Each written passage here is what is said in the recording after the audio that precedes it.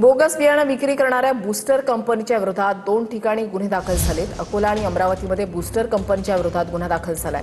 अमरावतीमध्ये बूस्टर कंपनीचे 2,500 क्विंटलहून अधिक बोगस बियाणं निघालंय। अकोल्यामध्ये बोगस बियाणं विक्री करणाऱ्या रवी सीड्स कंपनीच्या विरोधात सुद्धा गुन्हा दाखल झालाय आणि पेरणीच्या नंतर सोयाबीनला अंकुर फुटत नसल्याच्या अनेक तक्रारी आलेल्या होत्या। अकोला आणि अमरावती 2 ठिकाणची दृश्य आपण पाहतोय। अकोल्यामध्ये सोयाबीनला अंकुर फुटत नसल्याच्या अनेक तक्रारी या ठिकाणी शेतकऱ्यांकडून करण्यात आल्या। अमरावतीमध्ये बूस्टरचे 2,500 क्विंटलहून अधिक बोगस बियाणं जे आहे ते निघालेलं आहे।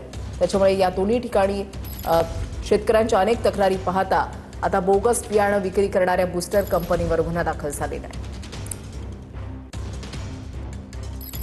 धाराशिव जिल्ह्यामध्ये यावर्षी सुमारे 2.5 लाख हेक्टरवर सोयाबीनची पेरणी करण्यात आली आहे। मात्र अनेक भागात उंट अळीच्या प्रादुर्भावामुळे सोयाबीनच्या पानांची मोठ्या प्रमाणावर कुरतड होतीये आणि त्यामुळे पिकांच्या वाढीवर परिणाम होण्याची भीती शेतकऱ्यांनी व्यक्त केली आहे। कृषी विभागाने तातडीने पाहणी करून नियंत्रणासाठी मार्गदर्शन करावं अशी मागणी शेतकऱ्यांनी केली आहे।